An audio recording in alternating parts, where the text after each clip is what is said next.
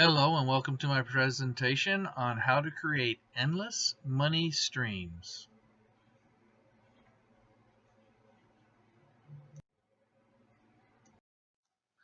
The information provided is for informational purposes only and is not intended to provide financial, legal, accounting, or tax advice and should not be relied upon in that regard. For proprietary and confidentiality reasons, no recordings or copies are allowed. By remaining here and continuing, you have agreed to these terms. Welcome and thank you for your cooperation. This presentation is based on mathematical facts. The data is from the S&P 500 and the USDebtClock.org and other trusted reports and information from the internet. You decide for yourself if this is for you.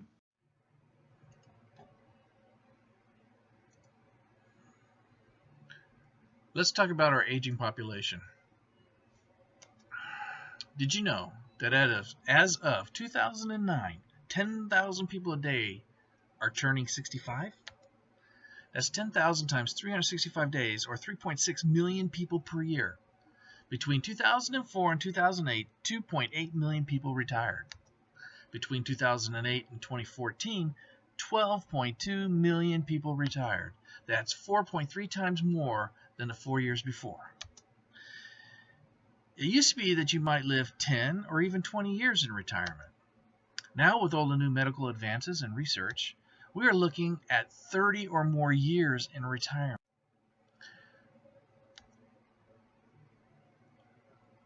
The number one question from our current clients is what? Can you guess? Will we outlive our money? That's what they're asking, and that's what their number one concern is.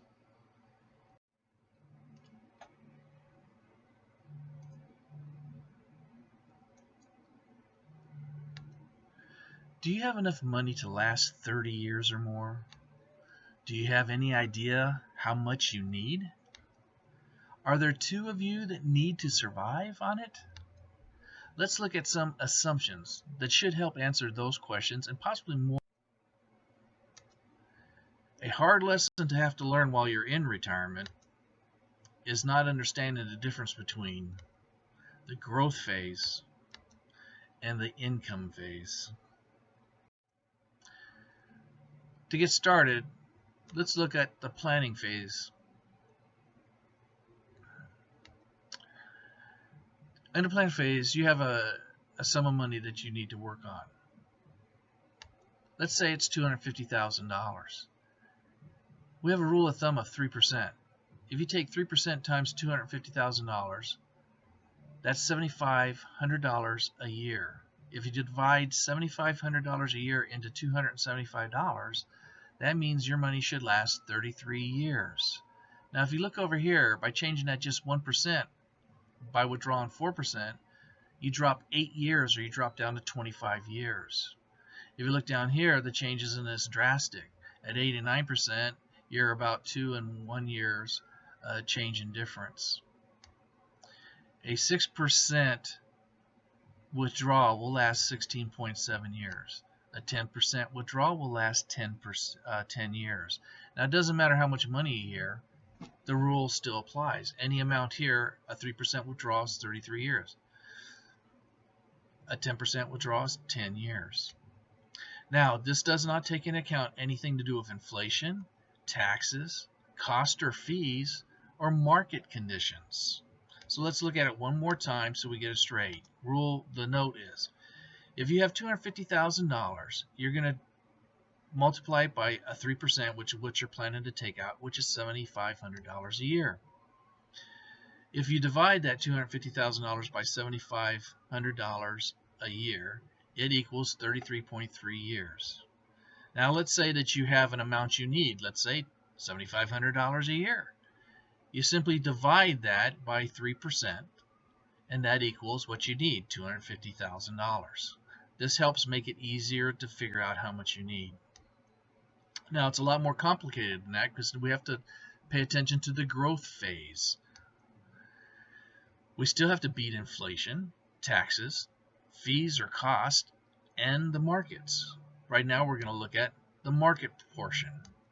I have here the data from 1977 to 1986 of the S&P 500 returns. You can see here each year's return.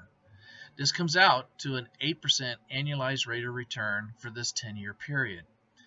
During this 10-year period, let's say on year 6, you're at $327,000. If you were to lose a 20% at that time, you drop down to $261,000. In order to get back up to your $327,000, you need to earn back 25% gain. Now, we all that have been invested understand these items. But where we get lost is once we start moving into retirement.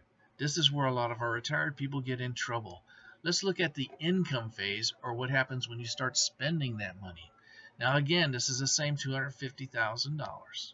We're looking at the same S&P data for that 10-year period.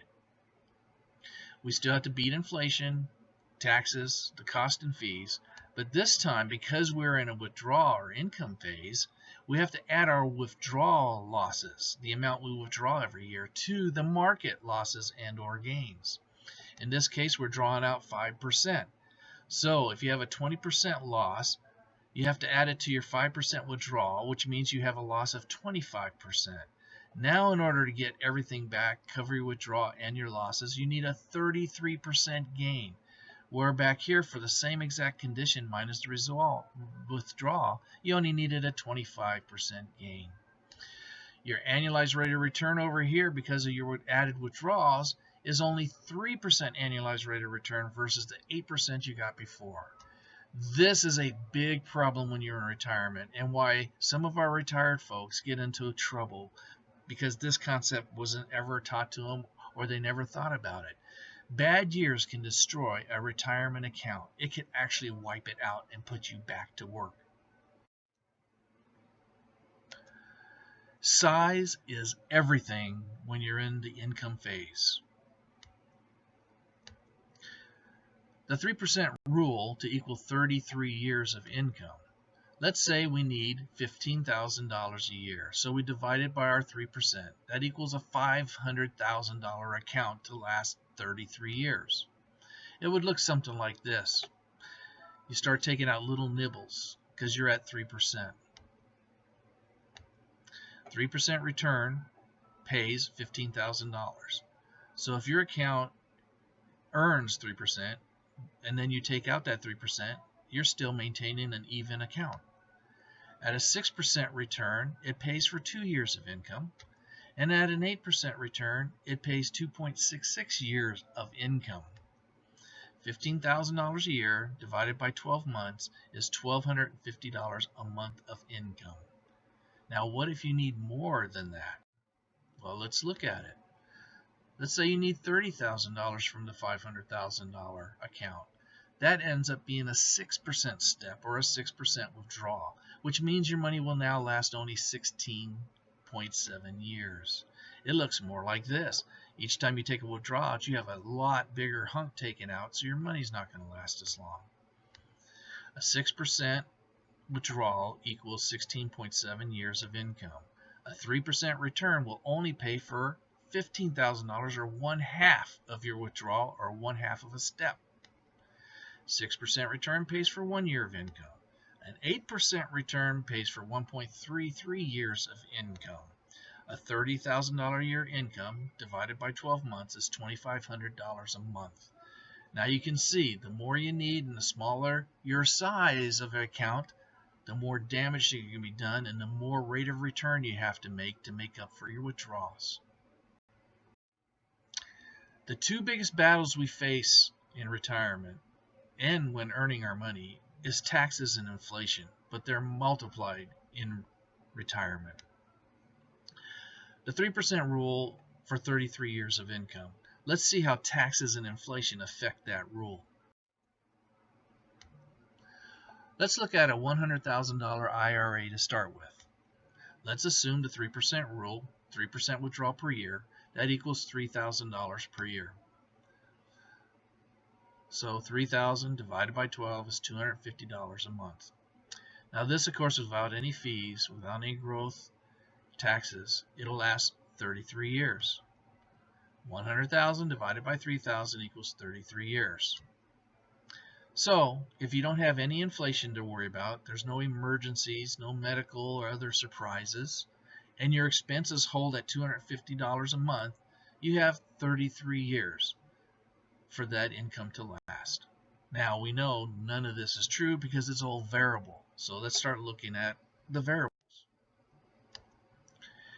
You have an IRA, $100,000. The 3% rule means you can take 3% out. Of course, now we know that that lasts 33 years.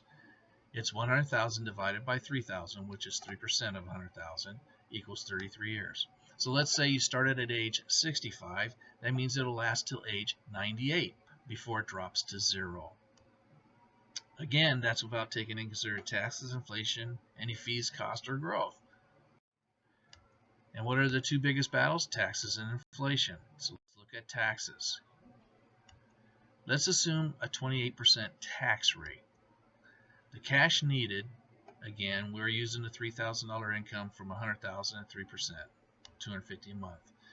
In order to get that, though, with a 28% tax rate, we need to withdraw $4,167.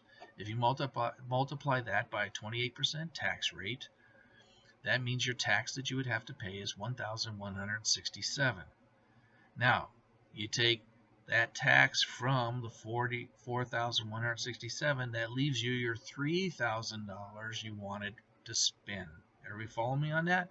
So in order to be able to spend $3,000, I have to take out $4,167 because I have a 28% tax rate, which is $1,167.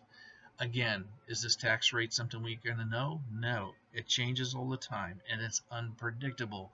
This leaves us in a pickle. So, with the 28% tax rate, our 33 years now drops down to 23 years. We've lost 10 years of income, and now we run out at age 88. Now let's look at the inflation side of that formula. Here's your IRA again, $100,000, but this time we're going to add 2% inflation to the 28% tax rate we've already cut down to 23 years because of taxes. Now let's see how inflation impacts us. We need $3,000 a year. At 3%, it grows to $4,285 in 19 years. So each year it grows by 2%. Again, we don't know what the inflation is going to be. We don't know how bad this is going to affect us. So this is another big unknown while we're in retirement. Now we originally had to withdraw $4,167, but at a 2% inflation rate in the 19 years, that means we have to withdraw $5,951 to cover the inflation. So now we've lost another 2 years. We're down to 14 years we've lost. We're down to age 84 in 19 years. Now let's talk about growth, or what I call volatility, which equals our annualized rate of return. We need the 3,000. We know we have a tax rate in this example of 28%, and we know we have an inflation rate of 2%. Now I'm going to use the S&P 500 to base our growth on, so we have some real world numbers or examples to use. If we would have took $100,000, invested it in the S&P 500 in 1966, we were taking out 3% at a 28% tax rate with a 2% inflation rate, our money would have ran out in 27 years. So 27 years for our account to go to zero. Our annualized rate of return in this account, because of our withdrawals and the volatility, ended up being a minus 12%. Again, this is completely unpredictable and completely unknown. But this is what happens to us when we start drawing our money out and we have to deal with volatility of the markets. What we hope for is if we would have put our money in like in 1988, then by the end of the 33 years, we actually had a positive account of $700,000. In this example, with our same situation of 28% taxes, inflation at 2%, withdrawal of $3,000, our account grew to $700,000. This is exactly why we want to be in the markets. But in retirement, can we afford the risk? Because we could end up with the 1966 return instead of the 1980 return. We completely have no idea where we're going to end up, so we have to take measures to protect us. A big gamble is what you call this, and if you have too many bad years, it can destroy your retirement. Now let's talk about endless money streams. Here's your IRA again. Traditional, 3%. We don't know what it's going to do. We have taxes that we don't know what they're going to be year to year. We have inflation that we don't know what that's going to be year to year. We have our returns that we have no idea what we're going to make year to year. And so we have no idea how long our money's going to last. Now, let's take that $100,000 and put it in an endless money strategy. With the endless money strategy, by the time you need it, it's going to pay you based on about 4 or 5%, sometimes 6%. It's going to usually give you some kind of a guarantee roll-up, or you're going to have some kind of a return. And when you get to the point where you're going to take the money out, it will pay you based on your age an endless money amount for the rest of your life, even if your account goes down to zero from spending. That is a big difference than up here. You have zero market losses guaranteed in the contract. Of course, you have index growth. You just don't know what it's going to be.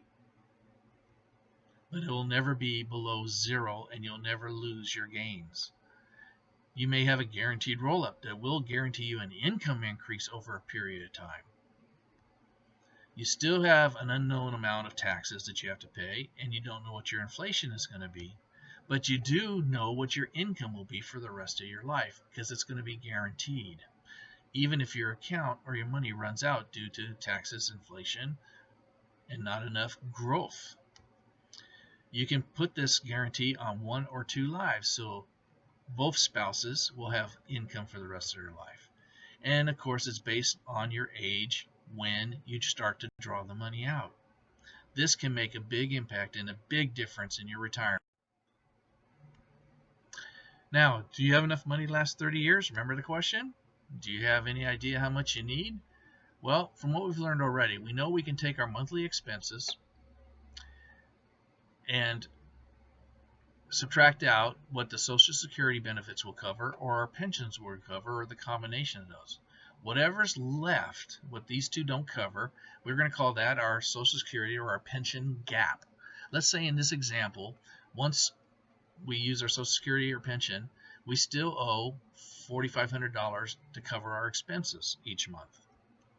So that's our assumed gap, $4,500. We multiply that by 12 months, that's $54,000 a year that has to come out of our retirement money. So let's put our assumed 3% rule for our withdrawal to make our money last 33 years. $54,000 divided by 3% equals $1.8 million. This is what it says we need to try and make sure that we can last our 30 years or more in retirement. Now remember, taxes, inflation, growth, and emergencies aren't in this equation. And if we have to take care of 2 people or one person. Now let's look at our ABCs of risk management. This is covered in another video, but let me go over it real quick for those of you who haven't looked at the video. We have 3 parts to this. We have our cash, our yellow money, we have our safe money, and we have our risk money. We call this our ABCs, A, B, and C. Now, our yellow money is our A money or our cash. It's usually taxable and liquid. It's usually 6 to 12 months of our expenses. It's usually in our checking, savings, money markets, and CDs. Our at-risk money is our red money or C money. It's our risk money we're willing to lose. It's taxable or tax deferred, liquid or moderately liquid. It has unlimited gain potential, but it also has unlimited loss potential. Now our B money or our green money is what we call our safe money. It's tax deferred, moderately liquid, guaranteed principal, protected growth, guaranteed income. Now, to calculate these, our A money or our cash money, usually you take what investable assets you have available, You divide it by your total expenses. That means all your expenses for the month, for either 6 months or 12 months for the year. In this example, let's say we had $60,000 of expenses. We had $500,000 investable assets. That leaves 12% or $60,000 in this rule to put into cash. Now, for our at-risk money, that's the next one to calculate. We take 100, which is a life expectancy, age 100, minus your age, or the average age if there's a couple. So 100, let's say, minus age 65 equals 35, or 35%. 35% of 500,000 is 175,000. Now what's left goes into your safe money. Remember, guaranteed principal, protected growth, guaranteed income. So 100% minus the cash of 12%, the risk of 35% leaves 53%, or 53% of 500,000 is 265,000. So in this scenario, with this example, if you had a $500,000 nest egg, 60,000 should be in cash. 175,000 is available for your at-risk money, but 265,000 is recommended being what's a safe money strategy. Now this is a rule of thumb. You still have to decide what your risk percentage is, and I will work with you in how to determine that.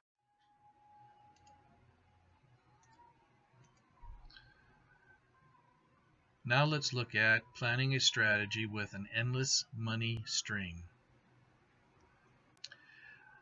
So let's assume you've done your ABCs. On your A, or your cash amount, you came out to 10%. On your safe money, or your B money, you came out to 70%. And on your C, or at-risk money, you came out with 20%. So the first strategy we put together is our cash. Now, according to the ABC's strategy, in this example, it's 10%.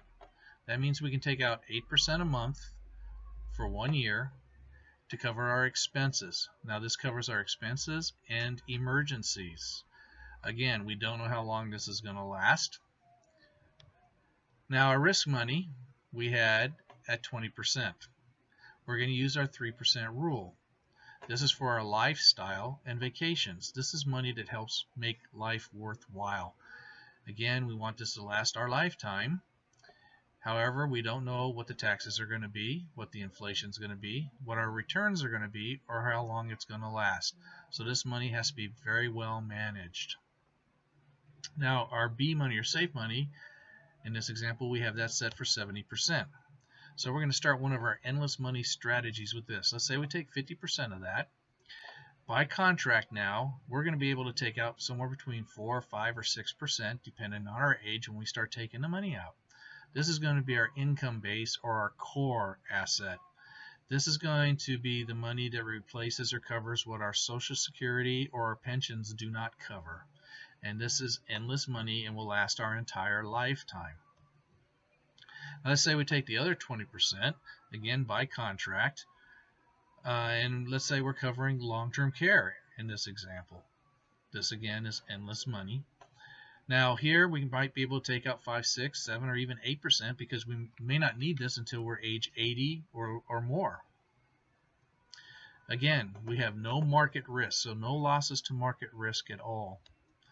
We have a guaranteed roll-up if you choose it in your contract.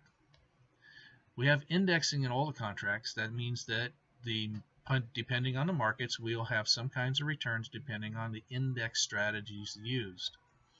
We still don't know what our taxes are going to be. We still don't know what our inflation is going to be. However, we get an endless income. Even if our money runs out completely and goes to zero on our contract, we will still continue to get our income. This can be on 1 or 2 lives, so both spouses are covered in a married couple, or and it's all based on our age when we take the money out. Up here, you're taking all the risk. You pay all the fees. It's all on you to make sure this works. And you're under the tax code laws, the IRS and the Congress, who plays with this and changes it at their will and whim surprising us continuously, it's a no-win situation for us. Down here, the insurance company takes all the risk. You've bought a contract. You've insured your assets. And under that contract, you have contract law. The Congress almost never comes down here and messes with this. And it's pretty steady stuff. So what your contract says is usually it's what you're going to get. Now, how would you like to get 1.5 to 2 times more income per account dollar in retirement? Let's look at the 3% rule. And let's say our gap that we had to fill was $3,000 a month. With our 3% rule, that means that we need $1.2 million to give us that amount. However, if we use one of our endless money strategies, and we're not taking our money out, let's say, for example, here, age 70, in the contract it says, we only have to have $645,000 because they're going to give us an income based on our age, and let's say at age 70, it's 5.75% in this example. That's $37,000, which gives us our $3,000 a month that we needed. So we're using a lot less money, almost a third less money to get the same income. Now, if we did have the $1.2 million already, and we put it in this contract at age 70, we're going to get $71,000 a year out of the $1.2 million. That comes out to $5,924, almost $6,000 a month forever. That's a multiplier force you can't do over here. Plus, what happens over here? All those questions are in play. All that risk is in play. You have no idea if or how long it's going to last. Over here, you got 1.9 times more income than over here. Kind of a no-brainer. Long-term care alternative. Let's say you might be looking at long-term care. You have a reserve of, let's say, $100,000 you may not think you're needing, and you want to reserve it for long-term care. Well, you move it over here to an endless money strategy. You can get 2 or 3 times that amount as soon as you open the account under contract for long-term care benefits with no medical exams.